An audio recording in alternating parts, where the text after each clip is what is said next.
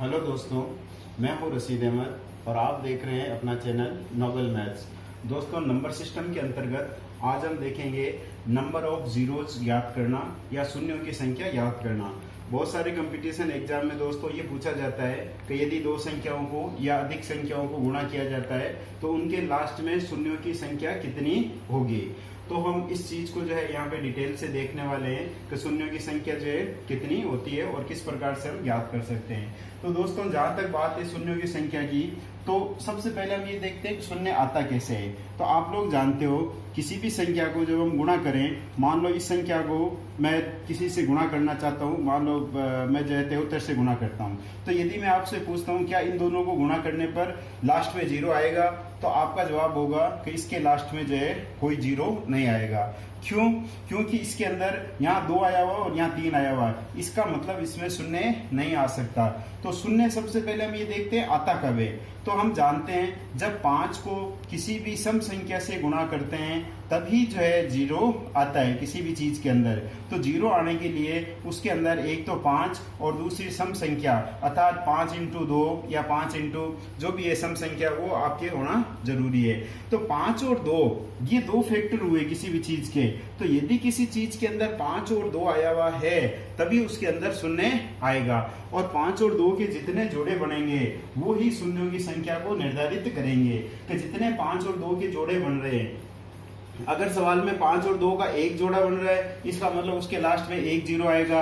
अगर 5 और 2 के दो जोड़े बन रहे हैं, मान लो मेरे पास में ऐसे 2 जोड़े बन गए, तो उसके लास्ट में जो है 2 जीरो आएंगे। तो इस प्रकार से हमें ये देखना पड़ेगा कि इस दिए गए सवाल में 5 और 2 के कितने जोड़े बन रहे हैं। अब इस सवाल को जो है करने का तरीका हमारा किस प्रकार से रहेगा वो हम देखते हैं। यहाँ पे सबसे पहले ये बात तो आपकी क्लियर होगी ना, 5 और 2 उसके अंदर आना चाहिए। इसका मतलब ये हुआ कि अगर मैं आपसे ये पूछूं कोई भी संख्या है, मान लो 3 इंटू 5 इंटू 7, इसके अंदर यदि मैं पूछूं इसमें जीरो कितने आएंगे लास्ट में, तो यहाँ पे देखो 5 आया हुआ है लेकिन इसमें 2 नहीं आया हुआ है, इसका मतलब इसमें भी जीरो नहीं आ सकता।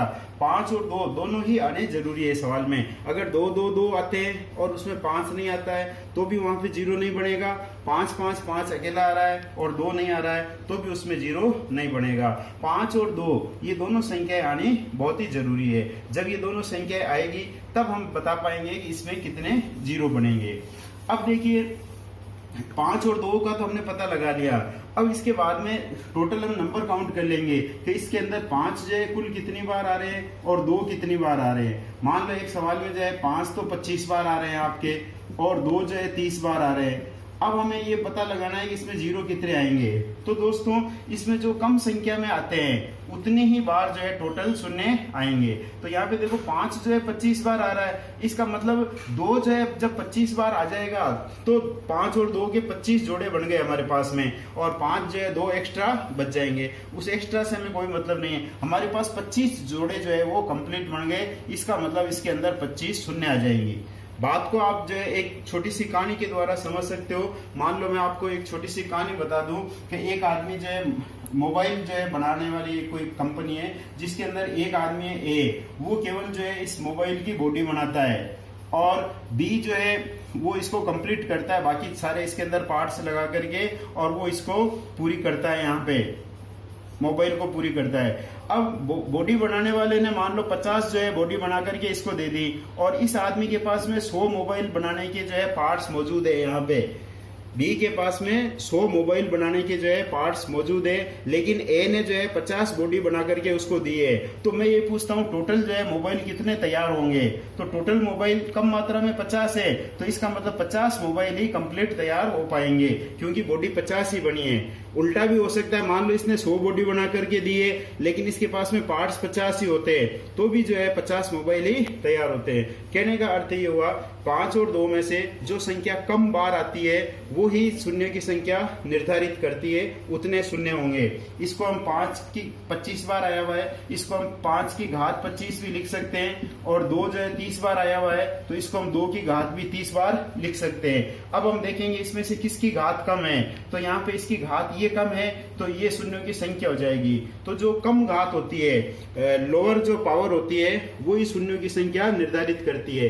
घात के रूप में है तब तो हम देखेंगे उसमें घात किसकी कम है, 5 की घात कम है या 2 की घात कम है, और जो घात कम है वो घात ही उसका आंसर होगी कि इतने जीरो आएंगे।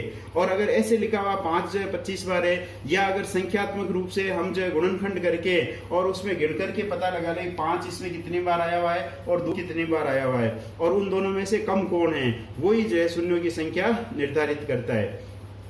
अब अगर हम ऐसे ज्यादा संख्या दे रखी है, मान लो हमें 1 से 100 तक संख्या दे रखी है, 1 2 3 4 5 6 7 8 ऐसे जो है 100 तक या 1000 तक मान लो हमें संख्या दे रखी है। अब हमें इसके अंदर पता लगाना है कि 2 ज्यादा आएंगे या 5 ज्यादा आएंगे, इसके अंदर ज्यादा कौन आएंगे। तो यहाँ पे आप देख रहे हो, देखो 2 जो है ये 2 4 6 8 इसका गेप कम है, 2 जो है जल्दी जल्दी आ रहा है, और 5 कब आएगा, 5 पर आया है, फिर वापस 10 पे आएगा, फिर 15 पे आएगा, फिर 20 पे 25 पे। तो 5 का जो है गेप ज्यादा है और 2 का गेप कम है। इसका मतलब 1 से लेके 1000 तक 2 की जो संख्या होगी वो ज्यादा होगी और 5 की जो संख्या होगी वो कम होगी। तो हमें पता है इसमें 5 कम आता है। तो अगर हम केवल ये पता लगा लें कि इसमें 1 से 1000 तक में 5 कितनी बार आता है, तो भी हम बता सकते हैं कि इसके अंदर शून्य कितनी बार आएंगे। यदि हमें ये पता है 1 से लेकर के कंटिन्यू अगर ऐसे कोई प्राकृत संख्या दे रखी है, तो हम उसमें 5 का ही पता लगाएंगे 5 कितनी बार आ रहा है, क्योंकि 2 तो अधिक बार आ रहा है, तो अधिक बार वालों से हमें कोई मतलब नहीं रहता है। हमें देखना कम बार वाली चीज कितनी बार आ रही है, तो इसमें 5 जो है वो कम आ रहा है, हमें ये निश्चित रूप से पता है 5 कम आएगा, तो हम केवल 5 का ही कैलकुलेशन करेंगे 5 जो है कितनी बार आता है। और जब हमें ये पता लग जाएगा 5 इतनी बार आता है, तो फिर हम कह सकेंगे कि इसके अंदर शून्यों की संख्या इतनी होगी। तो इस प्रकार से दोस्तों हमें शून्यों की संख्या पता लगाना है। सबसे पहले हमें 5 और 2 के गुणनखंड, 2 तरीके हो गए इसका मतलब हमारे पास में। एक तो उस संख्या के दिए गई संख्या को हम गुणनखंड करेंगे और उसमें देखेंगे 5 कितनी बार आ रहा है और 2 कितनी बार आ रहा है, जब हमें क्लियर नहीं हो बात। और दूसरी बात, अगर हमें ये क्लियर हो इसमें से जो है 5 कम आ रहा है या 2 कम आ रहा है, तो जो संख्या कम आ रही है उस संख्या का हम हिसाब लगा लेंगे कि वो संख्या कितनी बार आ रही है, और उतनी ही बार जो है शून्य आएंगे या शून्यों की संख्या इतनी होगी। तो इस प्रकार से कंपटीशन एग्जाम में शून्यों की संख्या पूछी जाती है। और अब हम कुछ सवाल देखते हैं और उन प्रश्नों के आधार पर आपको पता लग जाएगा कि शून्यों की संख्या किस प्रकार से ज्ञात की जाती है। तो आइए देखते हैं नंबर ऑफ जीरो, शून्यों की संख्या पर आधारित कुछ प्रश्न।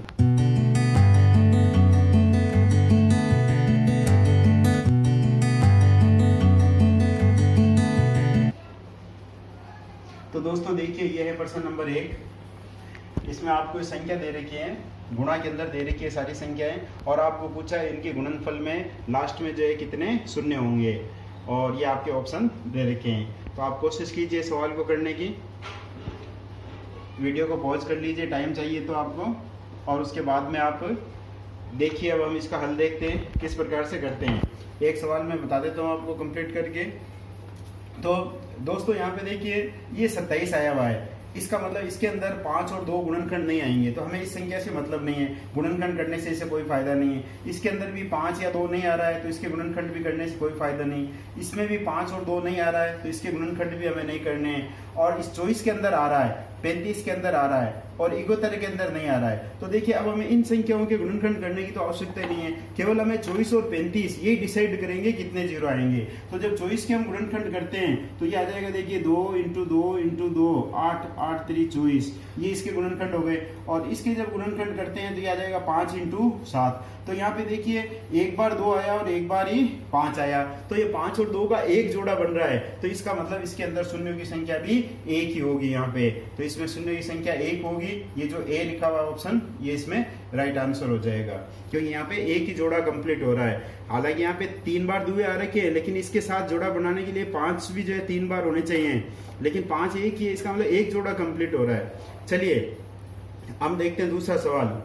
अब ये सवाल आप कोशिश कीजिए करने की। ये प्रश्न नंबर 2 देखिए, दूसरा सवाल देखिए, कोशिश कीजिए करने की। चलिए अब हम देखते हैं इसको। तो यहाँ पे देखो 65 आया हुआ है, इसका मतलब इसमें 5 आ रहा है, तो इसके गुणनखंड मेरे को करने पड़ेंगे। 65 के गुणनखंड होते हैं 13 पंजे 65, तो ये मैं 13 इंटू 5 लिख देता हूँ इसको, 65 को। और 1250, तो ये हो गया 2 इंटू 625, 625 का मतलब हो गया 5 इंटू 5 25, और ये 125, और ये 625, तो ये हो गया देखो 625 इंटू 2 करेंगे तो 1250, 128, तो 128 देखो ये हो गया 2 इंटू 2, 2 दूनी 4, 4 दूनी 8, 8 दूनी 16, 16 दूना 32, 32 दूना 64 और 64 दूना 128, मतलब 3 और 3 6 और 1 7 बार हो गया। 37 के हमें गुणनखंड करने की जरूरत नहीं है, 73 के गुणनखंड करने की जरूरत नहीं है। 56 की देखिए 2 इंटू 2 इंटू 2 ये हो गया 8 और 8 सातों 56, तो ये हो गया देखिए टोटल मेरे पास में सारे गुणनखंड हो गए। अब मुझे ये पता लगाना इसमें 5 कितनी बार आया, 2 कितनी बार आया हुआ है। तो देखो पहले मैं 5 का हिसाब लगाता हूँ, यहाँ पे काउंट कर लेते हैं। तो 1 2 3 4 5 5 5 5 5 बार, तो यहाँ पे 5 जो है वो 5 बार आया मेरे पास में। और 2 देखिए कितनी बार आया है, 2, तो 1 2 3 4 5 6 7 8 9 10 11, टोटल जो है 2 11 बार आया है। तो इसमें देखिए 5 जो है वो 5 बार आया है और 2 11 बार आया, तो ये संख्या कम बार आई हुई है, मतलब 5 जोड़े कंप्लीट हो गए, 5 जो है कम आया हुआ है, 5 बार आया हुआ है, इसका मतलब इसके अंदर शून्य की संख्या 5 होगी। तो इस प्रकार से हमें देखना है गुणनखंड करके कि किस प्रकार से शून्य की संख्या 5 और 2 से निर्धारित होती है। चलिए अब हम देखते हैं फटाफट तीसरा सवाल। देखिए बहुत ही आसान और बहुत ही इंपॉर्टेंट सवाल है, ये एग्जाम में पूछा गया है, कंपटीशन एग्जाम में कई बार। 1 into 3 into 5 into 7 into dash dash dash 99 तक अगर हम इन सबको गुणा करें तो इसके लास्ट में शून्यों की संख्या कितनी होगी।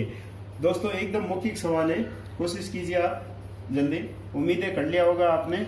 और इसका आंसर क्या होगा, 1 इंटू 3 इंटू 5, तो इसमें आप देख रहे हो यहाँ पे 5 तो आया हुआ है, लेकिन ये जो संख्या आप देख रहे हो ये सारी जो है ये विषम संख्या हैं, और विषम संख्याओं के अंदर कहीं पर भी 2 नहीं आता है, तो इसलिए इसका मतलब इसमें कहीं 2 आएगा ही नहीं। जब 2 नहीं आएगा तो इसका मतलब इसमें शून्य बनेंगे ही नहीं, तो ये शून्य की संख्या इसमें 0 हो जाएगी। चलिए अब हम देखते हैं प्रश्न नंबर 4। प्रश्न नंबर 4 ये हमें दे रखा है 20 इंटू 30 इंटू 40 इंटू 50 इंटू 60, इसके अंतिम में शून्यों की संख्या कितनी होगी। तो आप लोग कीजिए, वीडियो पॉज कर लीजिए एक बार और करने की कोशिश कीजिए, इन सब के गुणनखंड कीजिए, फिर आप इसे लगाइए इसमें 2 कितनी बार है और 5 कितनी बार है। चलो मैं करके देखता हूँ। 20, तो 20 के गुणनखंड करते हैं हम, तो ये हो गया 2 दूनी 4 इंटू 5 20 हो गया। और इसके गुणनखंड यदि मैं करूँ तो 5 दूनी 10 और 10 3 30, और ये हो जाएगा 2 इंटू 2 इंटू 2 8 और 8 पंजे 40। और अगर 50 के गुणनखंड हम करें तो 5 इंटू 10 होता है, 5 इंटू 5 इंटू 2, तो ये हो गया 10। और अगर इसके मैं 60 के करूँ तो 12 पंजे 60, तो 3 इंटू 2 3 दूनी 6 6 दूनी 12 और इंटू 5, ये इसके ये गुणनखंड हो गए। तो ये सारे इसके गुणनखंड हो गए। अब देखिए इसमें 5 कितनी बार आया, तो 1 2 3 4 5 और 6, 5 जो है 6 बार आया है, मतलब 5 की घात 6 हो गया यहाँ पे। और 2 देखिए कितनी बार आया है, 1 2 3 4 5 6 7 8 9, 2 जो है मेरे यहाँ पे 9 बार आया है, तो इसको मैं लिखता 2 की घात 9। तो अब देखिए किसकी घात कम है, 5 की घात 6, ये घात कम है 6, इसका मतलब इसमें नंबर ऑफ जीरो जो होंगे वो 6 होंगे। तो इस प्रकार से हम नंबर ऑफ जीरो निकाल सकते हैं। हाँ तो दोस्तों कई कंपटीशन एग्जाम में फैक्टोरियल वाले सवाल आते हैं, तो देखिए ये सवाल मैंने कुछ लिखे फैक्टोरियल के सवाल है, कंपटीशन एग्जाम में आए हुए हैं। तो इसमें पहले सवाल में पूछा फैक्टोरियल 50 में शून्यों की संख्या कितनी होगी। ये जो चिन्ह लगा हुआ है ये फैक्टोरियल का चिन्ह लगा हुआ है, और फैक्टोरियल का अर्थ होता है, जैसे ये फैक्टोरियल 50 जो लिखा हुआ है इसका मतलब है 1 इंटू 2 इंटू 3, ऐसे ये जो लिखा हुआ factorial 3 into 4 into dash dash करते हुए अगर हम 50 तक चले जाए, इंटू करें इनको 1 2 3, ये 50 तक जो है इंटू में लिखा हुआ रहता है, तो ये फैक्टोरियल कहलाता है। इसके दोनों चिन्ह हैं, ये वाला भी है और ये जो ऐसे लगा देते हैं यूं करके ये, तो ये दोनों फैक्टोरियल के हैं। तो अब देखिए इसको निकालने का एक बहुत ही सरल तरीका है हमारे पास में। एक तो वही है अभी जो पिछले सवालों में बताया मैंने, गुणनखंड करके हम देखेंगे तो वो तो थोड़ा लंबा पड़ जाता है, इसका जो है शॉर्ट बता देता हूँ मैं। जैसा कि मैंने बताया था 1 से लेके 50 तक की या 1 से लेकर के आगे 100 तक की 1000 तक की जो भी गिनती होती है उसके अंदर 5 जो है वो कम मात्रा में आता है, 2 जो है ज्यादा बार आएगा और 5 कम आएगा। तो अगर हम ये पता लगा लें इसमें 5 कितनी बार आएगा तो हम बता सकते हैं कि उसमें शून्यों की संख्या कितनी होगी।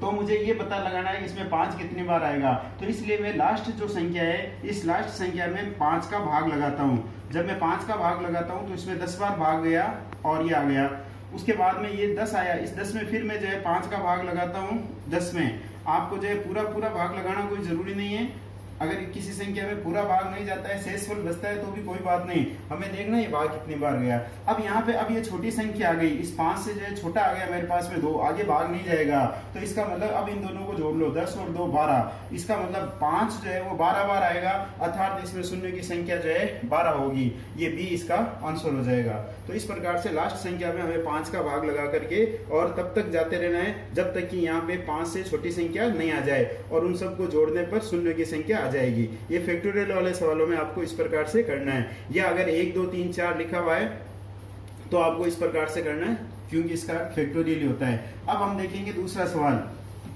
दूसरे सवाल में जिसे पूछा है फैक्टोरियल 100 में शून्य की संख्या कितनी होगी, ये आपको केवल जो है मैंने ऐसे ही करने के लिए दिया है ताकि इस जैसे ही सवाल है। ये फैक्टोरियल 100 का मतलब हो गया 1 2 3 इंटू 100 तक हो गया। तो अब हमें ये देखना है 100 के अंदर जो है कितने होंगे 5। तो पहले मैं 5 का भाग लगाता हूँ 100 में, इसमें 20 बार चला गया यहाँ पे, और फिर 20 में लगा देता हूँ ये, तो यहाँ पे 4 बार और चला गया, और 4 जो है इससे छोटा आ गया, इन दोनों को जोड़ लिया मैंने तो ये हो गया 24 बार। तो यहाँ पे देखो इसका आंसर हो जाएगा 24, इसमें शून्य की संख्या 24 हो जाएगी। अब ये देखिए क्वेश्चन नंबर 7, ये बहुत ही इंपॉर्टेंट सवाल है। ये प्रश्न नंबर 7 जो है ये एक इंपॉर्टेंट सवाल है। ये इंपॉर्टेंट सवाल इसलिए है क्योंकि यहाँ पे देखो ये 2 सवाल मैंने दिए, एक फैक्टोरियल 50 में शून्य की संख्या 12 आई और 100 के अंदर आ गई 24। तो आपके दिमाग में कहीं ना कहीं ये बैठ गया होगा 50 के अंदर 12 है, 100 के अंदर 24 है, इसका मतलब 200 के अंदर जो है 48 होगा, यहाँ पे शून्य की संख्या 48 होगी। तो अब हम देखो करके देखते हैं इस सवाल को, ये इंपॉर्टेंट क्यों है देखो अभी पता लग जाएगा। 200 के अंदर निकालना है मेरे को, तो मैं डायरेक्ट जो है 200 के अंदर 5 का भाग लगा देता हूँ, 5 चौक 20, ये 40 बार भाग चला गया, फिर 40 के अंदर मैं भाग लगाता हूँ तो 8 बार भाग चला गया, ये 8 अभी और छोटा है मेरे पास में 5 से, तो मैं एक बार और भाग लगा देता हूँ, 5 एकम 5, अब 3 शेष बच गया मेरे पास में, और ये छोटी संख्या तो 40 और 8 48 और 1 49, तो इसकी जोड़ आई मेरे पास में 49। इसका मतलब इसमें शून्य की संख्या जो है 49 होगी, ना कि 48। कई लड़के जो है जल्दीबाजी में उनको याद है 100 के अंदर जो है 24 होता है, इसका मतलब 200 के अंदर जो है 48 होता है। तो कभी भी इस गलतफहमी में ना रहे कि शून्य की संख्या जो है ऐसे गुणांक के रूप में चलती है, 50 में इतनी है, 100 में इतनी है, तो 200 में 300 में 400 में आप आगे से आगे गुणा करके शून्य की संख्या निकालते जाओ तो गलत हो जाएगा। सही तरीका है, तरीके से जो है करके देखोगे राइट आंसर आएगा। अब आप सवाल जो है ये अपने आप कर सकते हो। प्रश्न नंबर 8 चलिए प्रश्न नंबर 8 के अंदर आपको 1 से 1000 तक पूछा है, तो आप 1000 के अंदर जो है अब मैं जल्दी से करके बता देता हूँ। आपको 1000 के अंदर 5 का भाग लगाना है, 5 दूनी 10, तो ये 200 बार भाग चला गया। अब यहाँ पे देखो आपके पास में 2 तरीके हैं, ये 200 बार भाग चला गया। 200 के अंदर जो है चलिए पहले भाग लगा के बता देता हूँ, 5 चौक 20, ये तो 40 बार भाग चला गया। फिर 40 के अंदर मैंने भाग लगाया 5 का,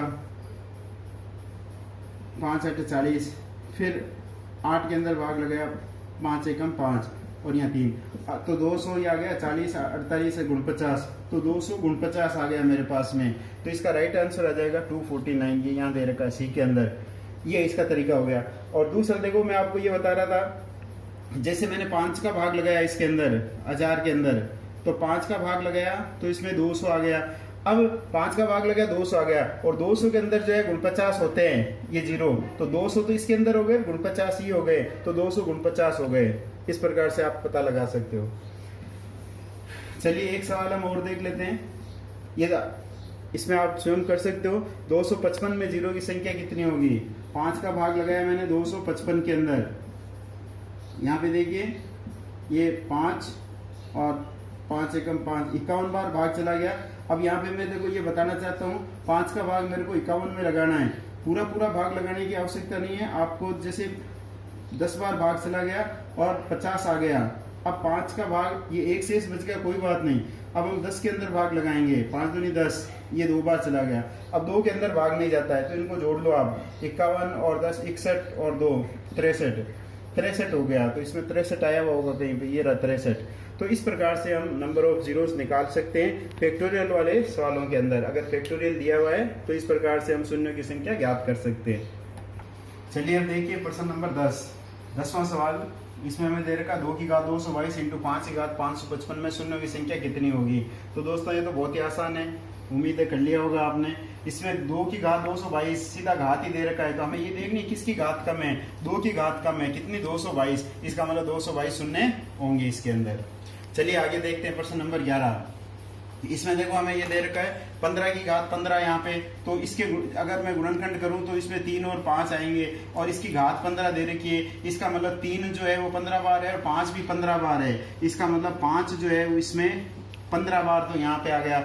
और इस 45 के अगर मैं गुणनखंड करूं तो इसमें हो जाएंगे 9 पंजे 45, ये तो इसमें 5 जो है 15 बार यहाँ और आ जाएगा, तो ये प्लस 15 और आ गए इसके अंदर, और 8 इसके अंदर 5 आएंगे नहीं, मतलब टोटल जो है 5 मेरे पास में जो है वो 30 आए हुए हैं। अब मैं देखता हूँ 2 कितनी बार आए हुए हैं, अगर 2 इससे कम आया हुआ है तो वो आंसर हो जाएगा, अदरवाइज ही हो जाएगा। यहाँ पे 8 आया हुआ है, 8 का मतलब अगर हम इसको गुणनखंड करें तो इसको हम लिख सकते हैं 2 की घात 3, और ये 2 की घात 3 की घात है यहाँ पे 16, और हम जानते हैं ये घातें अगर गुणा में होती है, घात के ऊपर अगर घात होती है तो ये घातें गुणा हो जाती है, मतलब ये बन गया मेरे पास में 2 की घात हो गया 16 3 48, तो 2 की घात 48, मतलब 2 जो है वो मेरे पास में 48 बार आया हुआ है, 5 जो है 30 बार आया हुआ है, 2 48 बार आया हुआ है, तो कम बार ये आया हुआ है 5 जो कि 30 बार आया हुआ है, इसका मतलब इसमें शून्य की संख्या 30 होगी। अब देखिए दोस्तों प्रश्न नंबर 12 और 13 जो है बहुत ही इंपॉर्टेंट सवाल है, इसमें प्रश्न नंबर 13 जो है ये और ज्यादा इंपॉर्टेंट है सवाल, और प्रश्न नंबर 12। तो पहले हम प्रश्न नंबर 12 देखते हैं। ये इस प्रकार का एक सवाल पूछा गया था एक बार, 10 इंटू 100 इंटू 1000 इंटू 10,000 इंटू ऐसे आगे चलते जाए, और लास्ट में जो है ये 10 जीरो दे रखे हैं, तो इन सबको अगर हम गुणा करें तो इसमें शून्यों की संख्या कितनी होगी।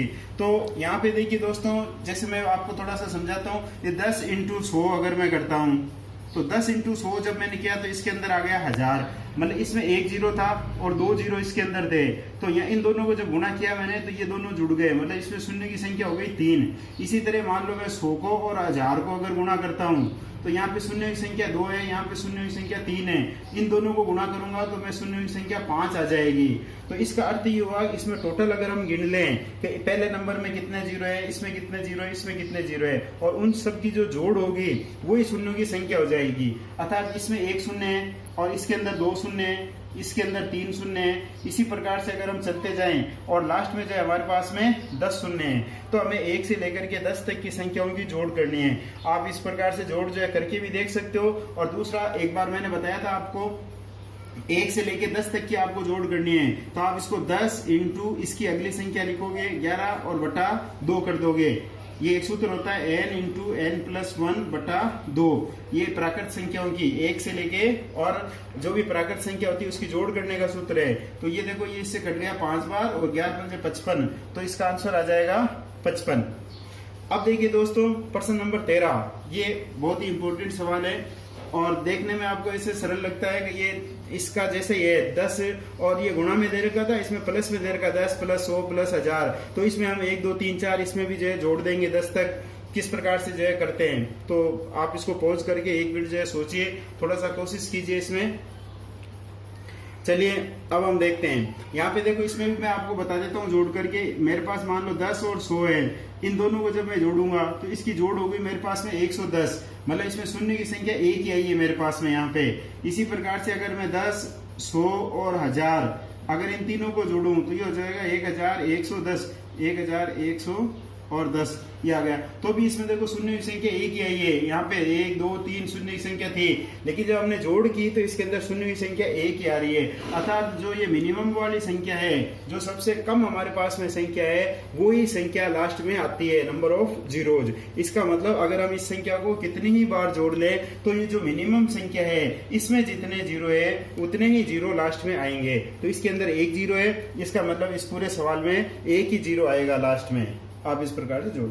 चलिए एक अब देखिए ये एक सवाल और देख लेते हैं, ये भी अच्छा सवाल है। 5 इंटू 10 इंटू 15 इंटू 55 में कितने शून्य होंगे, ये हमें पता लगाना है। तो देखिए यहाँ पे वही हम पता लगाते हैं, 5 इंटू 10 इंटू 15 में गुणनखंड करके देखते हैं 5 कितनी बार आया हुआ है और 15 कितनी बार आया हुआ है। देखिए या इसका दूसरा तरीका एक और बता देता हूं मैं आपको। देखो 5 और इंटू 10, तो इसका मतलब हो गया, ये तो हो गया 5 और 10 का मतलब हो गया 5 इंटू 2 और 15 का मतलब हो गया 5 इंटू 3। इसी प्रकार से आगे चलते जाएंगे तो लास्ट में हो गया 5 इंटू 11 और इसका मतलब हो गया 5 इंटू 1। तो देखिए यहाँ पे हो गया 5 इंटू 1, ये हो गया 5 इंटू 2, 5 इंटू 3 और ये हो गया 5 इंटू 11। तो अब देखो इसमें 5 5 5 5, तो ये 5 कितनी बार आया हुआ है यहाँ पे, ये 11 बार लिखा हुआ है, यहाँ पे 55 आया हुआ है, मतलब 5 जो है वो आपके 11 बार आया हुआ है इसके अंदर, 11 बार। या यूं समझ लो इस 5 की घात 11 को मैंने यहाँ से कॉमन ले लिया, तो जब 5 की घात 11 को कॉमन ले लिया तो अंदर बच गया मेरे पास में ये। अब यहाँ पे 1 से लेके 11 तक, तो अब दोस्तों देखिए 5 की घात 11, यहाँ पे ध्यान रखना 5 की घात 11 कॉमन आएगा, 5 कॉमन नहीं आएगा इसमें, ये प्लस में नहीं है, गुणा के रूप में है। तो 11 बार 5 जो है वो कॉमन आया, या तो आप 5 को 11 बार लिखो यहाँ पे कॉमन, या जो है 5 की घात 11। अब देखो 5 की घात तो आ गई मेरे पास में। अब शून्य बनाने के लिए मेरे को ये पता लगाना है कि इस कोष्ठक के अंदर 2 कितने होंगे, क्योंकि 5 तो होगा नहीं, क्योंकि 5 तो सारा हमने बाहर ले लिया। अब हमें पता लगाना केवल 2 कितने होंगे, तो हमें ये पता लगाना 1 से 11 तक में 2 कितने होते हैं। तो वो जो तरीका बताया था मैंने, हम भाग लगा के पता लगा लेते हैं। लास्ट वाली संख्या में 2 का पता लगाना है, इसलिए मैंने 2 का भाग लगाया। यहाँ पे देखो 5 बार भाग चला गया, फिर मैं जो है 5 के अंदर भाग लगाता हूँ 2 का, तो 2 दूनी 4, और फिर 2 के अंदर भाग लगाता हूँ मैं 2 का, 2 एकम 2, तो 5 2 7 और 1 8, तो इसका मतलब 8 बार जो है वो मेरे पास में 2 आया हुआ है। तो 2 जो है 8 बार आया हुआ है, 5 11 बार आया हुआ है, कम घात वाला ये है, इसका मतलब 8 जो है इसके अंदर शून्य होंगे, तो नंबर ऑफ 0 शून्य हो जाएंगे। अब दोस्तों ये एक सवाल आपके लिए है, ये सवाल आपको होमवर्क के लिए दे रहा हूं मैं, आप इसको करके देखिए और मेरे को कमेंट्स बॉक्स में लिख करके बताइए कि इसके अंदर 0 कितने होंगे। सेम ये प्रश्न नंबर 14 की तरह है, इसमें केवल 5 इंटू 10 इंटू 15 ये करते हुए, और लास्ट में मैंने 250 तक आपको पूछा है। इसमें ऑप्शन नहीं दे रहा हूँ, आप सवाल करके और मेरे को कमेंट्स बॉक्स में लिख करके बताइए जरूर कि इसमें कितने 0 होंगे। तो दोस्तों ये थी शून्यों की संख्या ज्ञात करने के बाद किस प्रकार से हम नंबर ऑफ 0 निकाल सकते हैं। तो दोस्तों आपके पास में जो भी कंपटीशन की बुक है उसमें देख करके इस प्रकार के सवालों को कीजिए। यदि कोई दिक्कत आती है तो आप कमेंट्स बॉक्स में लिख करके जरूर मेरे से पूछिए। और दोस्तों यदि अभी तक आपने चैनल को सब्सक्राइब नहीं किया है तो चैनल को सब्सक्राइब जरूर करें और बेल आइकन को दबा दें। अपने दोस्तों के अंदर इसको शेयर करें और ज्यादा से ज्यादा लाइक करें। Thank you very much.